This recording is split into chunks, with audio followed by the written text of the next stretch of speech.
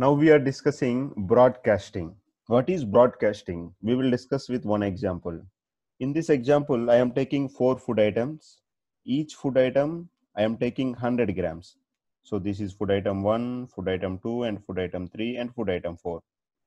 In first food item, which is consisting of 100 grams, in the 100 grams of first food item, we have 56 calories of carbohydrates and 1.2 calories of protein and 1.8 calories of fat. Similarly, in the second food item, there are no carbohydrates and 104 calories of protein and 135 calories of fat. Now I have the details of 4 food items. I want to know what is the percentage of carbohydrates in the first food item. For that, I have to calculate 56 because the carbohydrate calories 56 by total number of calories. The total number of calories of the first food item is 59. So the percentage is 56 by 59. Similarly, I want to know what is the percentage of protein in the first food item. So 1.2 by 59. Similarly, I want to know what is the fat percentage in the 100 grams of the first food item. So I am taking 1.8 by 59. So you remember here, we are dividing every element by the sum of the entire column. Similarly, when we want to know the second food item, carbohydrates percentage, protein percentage, fat percentage, we have to divide the each and every element with the sum of the total elements. Similarly, third food item and fourth food item. So for this, we have written a program and I am using the PyCharm to execute this. We have imported the NumPy library and I have imported all the functions in the NumPy library.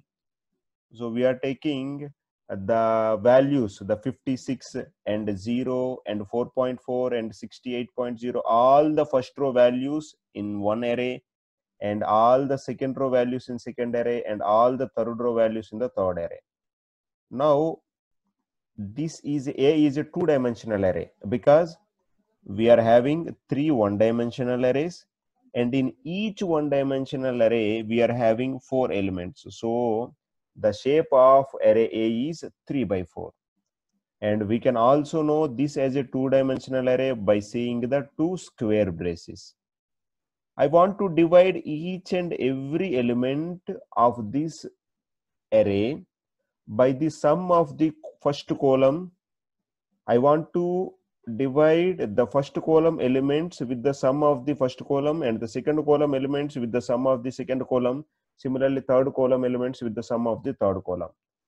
When we use the term a dot sum, it will give the entire sum. Now I am executing. See here. So it is giving some 530. What is this 530? This is the sum of the all elements. But I don't want the sum of all elements. I want only the sum of the first column, sum of the second column elements, sum of the third column elements, and sum of fourth column elements. Is there any way? Yes, there is a way. If I write axis equal to 0, that will give the sum of all elements of the first column and the second column and third column and fourth column. So now in this B, there are 4 elements. 1, 2, 3, 4. The first element is the sum of the elements of the first column. Second element is the sum of the elements of second column. And the third element is the sum of the elements of the third column. And fourth element is the sum of the elements of the fourth column. Now we are executing this. You can observe now. Sum of the elements of first column is 59. Sum of the elements of second column is 239. Sum of the elements of the third column is 155.4, and the sum of the elements of the fourth column is 76.9. When we use axis equal to 1, this will give the sum of the elements in row wise. So when I execute this, you can observe here. We are getting the sum of elements of the first row, that is 56, 0, 4.4, 68. That is 128. Sum of elements of second row and sum of elements of the third row. This is how we can use axis equal to 1 to get the sum of elements of rows, and we can use axis equal to 0. We get the elements of this array as the sum of elements of columns. Now we are using this column sum. Observe here, we are dividing this 56 with 59. So the percentage is 94. Similarly, we are dividing 1.2, 1.8 also with the 59 only. So similarly, we are dividing 0, 104, 135 with the 239 only. How this is happening? Because this is a 3 by 4 array, but this is a 1 by 4 array. How we are dividing 3 by 4 array with the 1 by 4 array? Because this 1 by 4 array, now it is dividing the first row, and this 1 by 4 array is dividing second row, and this 1 by 4 array is dividing the third row. The first row is 1 by 4, second row is 1 by 4, third row is 1 by 4. So we are dividing 1 by 4 with the 1 by 4. So there is no error. This concept, 1 by 4, we are using to divide the 3 by 4 is called broadcasting. We will discuss further. When I am using a matrix, this may be a 4 by 1 matrix. When I am adding this 4 by 1 matrix with the 100, this 100 will be added to each and every value. So now this 100 is behaving like 400s in a matrix. So this is 4 by 1 matrix. Even though we have given a single 100, even though we have written a single 100, the compiler or interpreter what we are using, this is making this 100 to become 4 different hundreds. So what we are adding 1, 2, 3, 4 and 1, 2, 3, 4 by when it imported the NumPy library. So now when we add this 1, 2, 3, 4, 100, then 101, 102, 102, 103, 104 is the result. Similarly, we can divide, subtract it with the 100, and we can multiply it with the 100, and we can divide it with the 100. This is called as broadcasting.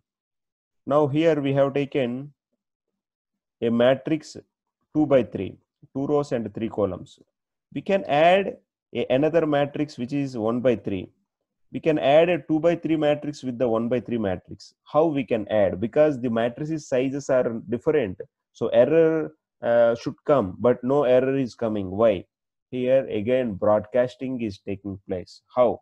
This 1 by 3 is again added. Now this matrix is 2 by 3 matrix. This 2 by 3 matrix is added to this 2 by 3 matrix. Or we can also say this 1 by 3 is added to first row, and second this 1 by 3 is added to the second row. This is how the result is summation of two matrices.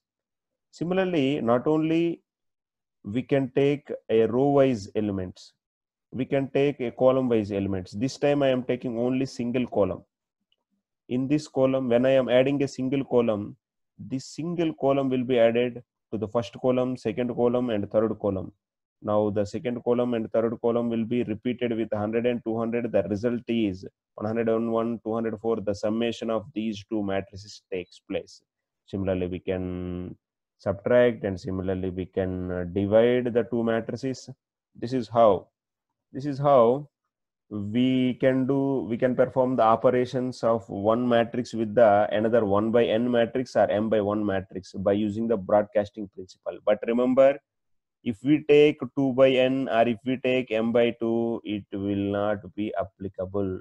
So in order to make the broadcasting to be applicable, either the number of rows should be 1 or number of columns should be 1, and if the rows are 1, the columns should match with the number of columns of the first matrix.